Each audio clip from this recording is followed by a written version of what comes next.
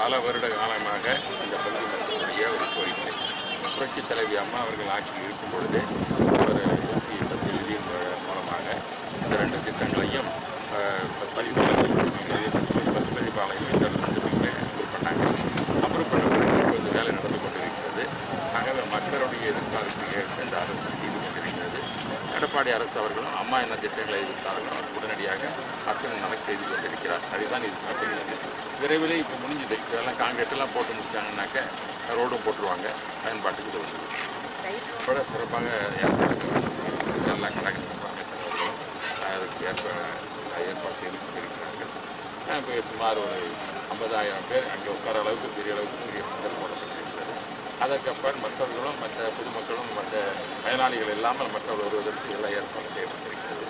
ஆகவே புரட்சித் தலைவர் எம்ஜிஆர் நூற்றாண்டு விழா என்றாலே மக்களுக்கு ஒரு ஆர்வமிக்க ஒரு நிகழ்ச்சியாகும்.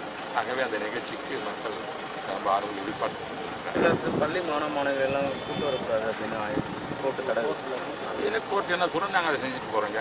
நாங்கள் வந்து மாணவர்களுக்கு ஒரு நல்லது தர வேண்டும் என்பதற்காக அரசியலுக்கு அப்பாற்பட்டு அதுவும் காலை 9 to 11 மணி அரசியலே கிடையாது.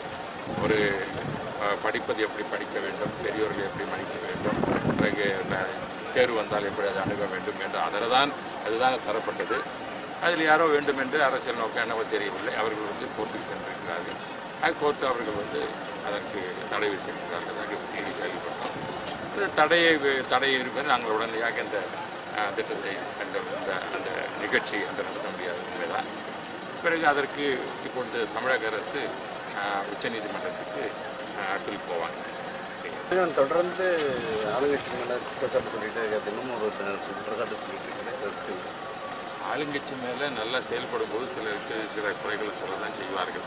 இது அரசியல் அதற்கு மேலே நான் சொல்றது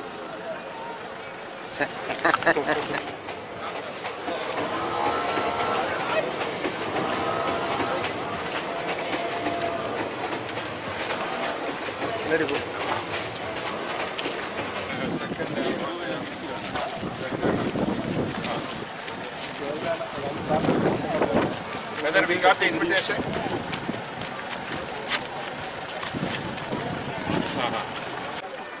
This scheme was